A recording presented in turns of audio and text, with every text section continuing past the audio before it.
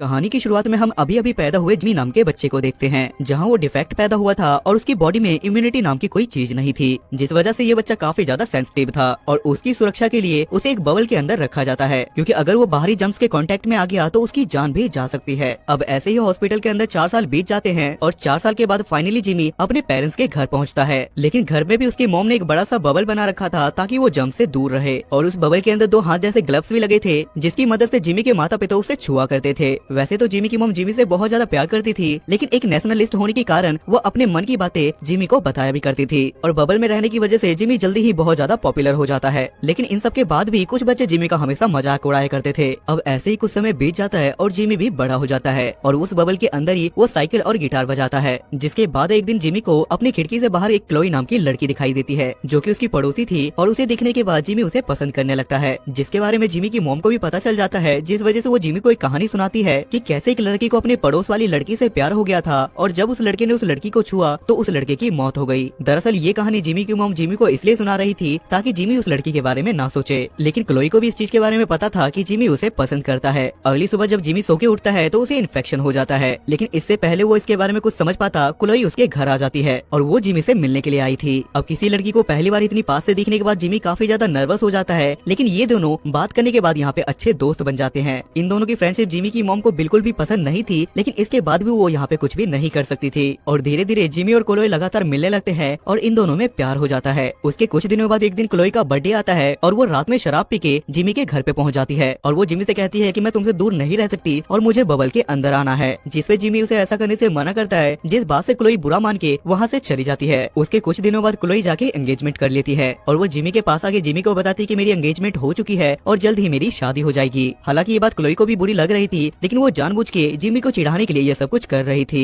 और Chloe Jimmy को एक गिफ्ट देके वहाँ से चली जाती है। और जब जिमी उस गिफ्ट को खोलता है तो उसे पता चलता है कि उसके अंदर आई लव यू लिखा है, जिसे देखने के बाद उसे भी समझ में आ जाता है कि क्लोई भी उसे प्यार करती है, और वो डिसाइड करता है कि वो किसी भी तरीके से इस बबल से बाहर निकल के नायग्रा फॉल्स जहाँ पे उसकी शादी होने वाली है वहाँ पहुँच के वो उसकी शादी को रोक के उसे अपना बना लेगा, जिस वजह से जिमी किसी न किसी तरीके से एक पोर्टेबल बबल बना के अपने घर से निकल जाता है। तब वो बस स्टैंड पे पहुँच के टिकट लेता है, जहाँ पे उसे पता चलता है कि उसके पास तो पैसे ही नहीं है, जिस वजह से उसे वहाँ पे टिकट नहीं मिलती। तभी वो अचानक से रास्ते में एक बस से टकरा जाता है, लेकिन उसे बिल्कुल भी चोट नहीं आती। तब बस के अंदर वाले लोग बस से बाहर निकलते हैं और वो जिमी को उठाते हुए कहते हैं कि हम तुम्हें लिफ्ट देने में तुम्हारी मदद करेंगे। उसके थोड़ी देर बाद हमें पता चलता है कि उस बस में बैठे सारे लोग एक अलग कल्ट के मेंबर हैं, और जब जिमी उनके रिलीजन पे सवाल उठाता है तो वो लोग गुस्से में जिमी को उठा के बस से बाहर फेंक देते हैं, और उसके बाद वो बस अपनी डेस्टिनेशन पे पहुंच जाती है। जहाँ पहुँचने के बाद वहाँ पे उनका लीडर उन्हें बताता है कि तुम्हारे बीच अगर कोई आदमी आए जो ग्लो करता हो वही तुम्हारा मसीहा है, और उनके मसीहे की आकृति बिल्कुल जिमी की तरह थी, जिसे देखने के बाद उन सभी को समझ में आ जाता है कि जिसे इन लोगों ने रास्ते में उठा के फेंका है दरअसल वही इनका मसीहा है। वहीं दूसरी तरफ हम जिमी को देख पाते हैं और उसके पास एक स्लिम नाम का बाइकर आता है, जिसे देखने के बाद जिमी उसे अपनी पूरी लव स्टोरी सुना देता है, और ये सुनने के बाद स्लिम को भी अपनी गर्लफ्रेंड की याद आ जाती है, जिस वजह से वो जिमी को नायग्रा फॉल तक लिफ्ट देने के लिए मान जाता है। वहीं दूसरी तरफ हम जिमी की मॉम को भी देख पाते हैं, जिन्हें पता चल गया था कि जिमी घर छोड़ के भाग गया है, जिस वजह से वो अपने हस्बैंड के साथ मिलके जिमी को ढूंढना शुरू कर देती है। इधर जिमी को स्लिम एक कसिनो के अंदर ले जाता है, जहाँ पे जिमी को भी काफी ज्यादा मजा आता है, क्योंकि आज से पहले उसने इतने सारे लोगों को एक साथ इतनी ज्यादा मौज मस्ती करते हुए नहीं देखा था। लेकिन जिमी के पास यहाँ पे बिल्कुल भी वक्त नहीं था, जिस वजह से वो एक छोटा सा स्कूटर लेके वहाँ से अकेले ही निकल जाता है। तब रास्ते में जिमी के पेरेंट्स भी जिमी को देख लेते हैं, और जिमी को पकड़ने के चक्कर में जिमी के पेरेंट्स की गाड़ी जिमी के स्कूटर से ठुक जाती है, और जिमी वहाँ से सीधा उड़ता हुआ एक ट्रेन के अंदर चला जाता है, जहाँ पे काफी ज्यादा अंधेरा था, और उस ट्रेन के अंदर जिमी को डॉक्टर फ्रैंक नाम का एक आदमी मिलता है, जो कि जिमी को बताता है कि हमारा मास्टर हमें गुलाम बना के रखता है और हमसे जबरदस्ती काम करवाता है। और जब जिमी को उस आदमी के पास ले जाया जाता है तो वहाँ से जिमी किसी तरीके से अपनी जान बचा के वहाँ से भाग जाता है, जिसके बाद जिमी एक रेस्टोरेंट में पहुँचता है, जहाँ पे उसे एक इंडियन आदमी दिखाई देता है, और वहाँ पे सभी लोग उसका मजाक उड़ा रहे थे। तब जिमी उससे बात करता है और वो जिमी को नायग्रा फॉल्स ले जाने के लिए तैयार हो जाता है। वहीं दूसरी तरफ जिमी के पेरेंट्स को डॉक्टर फ्रैंक से पता चलता है कि जिमी नायग्रा फॉल्स के लिए जा रहा है। वहीं दूसरी तरफ रास्ते में चलते हुए वो इंडियन आदमी गलती से गाय से टकरा जाता है, जिस वजह से उस गाय की डेथ हो जाती है, जिसे देखने के बाद उस इंडियन आदमी को काफी ज्यादा अफसोस होता है, और वो जिमी को वहीं पे छोड़ के वहाँ से चला जाता है, जिस वजह से जिमी वहाँ से पैदल चलते चलते एक टाउन तक पहुँच जाता है। वहीं दूसरी तरफ हम स्लिम को देख पाते हैं, जो कि अपने सारे बाइकर्स ग्रुप को लेके जिमी को ढूंढने के लिए निकल जाता है, लेकिन रास्ते में उसे वही इंडियन आदमी मिलता है, जिससे बात करने के बाद उसे पता चलता है कि जिमी आखिर किधर की साइड गया है, और वो लोग उस इंडियन आदमी का ट्रक लेके वहाँ से निकल जाते हैं। वहीं रात होने की वजह से जिमी एक क्लब के अंदर चला जाता है, जहाँ पे 2 लड़कियां उसका मजाक उड़ाती है और उसके बबल को फोड़ने की कोशिश करती है, लेकिन किसी तरीके से जिमी वहाँ से बाहर निकलता है और बाहर उसे वही कल्ट के आदमी मिलते हैं। लेकिन तभी वहाँ पे स्लिम भी अपने बाइकर दोस्तों के साथ पहुँच जाता है और कल्ट के लोगों और स्लिम के बीच में लड़ाई होने लगती है, और और इस मौके का फायदा उठा के जिमी वहाँ से भागने लगता है और आगे चलने पे उसे पैपी नाम का एक आदमी मिलता है जिससे जिमी लिफ्ट मांगता है। और अगली सुबह जब जिमी की आंख खुलती है तो उसे पता चलता है कि वो पैपी नाम के आदमी की डेथ हो चुकी है और वो कार ड्राइव करते करते ही मर गए हैं और इस वजह से कार कभी भी क्रैश हो सकती है। लेकिन अचानक से गाड़ी टकराने की वजह से जिमी सीधा एक दुकान के अंदर जाके गिरता है। तब यहाँ पे जिमी क्लो को फोन करता है लेकिन उसका फोन मार्क उठाता है जो कि उसका होने वाला हस्बैंड था और वो जिमी से कहता है कि तुम हम दोनों के बीच में मत आओ और 1 घंटे के बाद हम दोनों शादी भी करने वाले हैं। जिसे सुनने के बाद जिमी काफी ज्यादा टूट जाता है और वो अपने पेरेंट्स को फोन करके उसे खुद को ले जाने के लिए कहता है। जिसके बाद जिमी के मॉम डैड जिमी के पास आ जाते हैं। वो लोग जिमी को ले जाने ही वाले थे लेकिन इससे पहले जिमी की मॉम थोड़ी देर के लिए वॉशरूम जाती है जहाँ जिमी के डैड जिमी से कहते हैं कि इतनी कोशिश करने के बाद तुम्हें हार नहीं माननी चाहिए। और अपने पिता की बातें सुनने के बाद जिमी काफी ज्यादा मोटिवेट हो जाता है और वो एक बार फिर से शादी रोकने के लिए वहाँ से निकल जाता है। लेकिन इसके बाद भी जिमी की मॉम और वो कल्ट वाले आदमी और स्लिम के सारे लोग जिमी का पीछा करने लगते हैं और जिमी को पकड़ने के चक्कर में जिमी की मॉम स्लिम के ट्रक के ऊपर आ जाती है और ये दोनों एक दूसरे को देखने लगते हैं जहाँ पे हमें पता चलता है कि स्लिम की एक्स गर्लफ्रेंड जिमी की मॉम ही थी।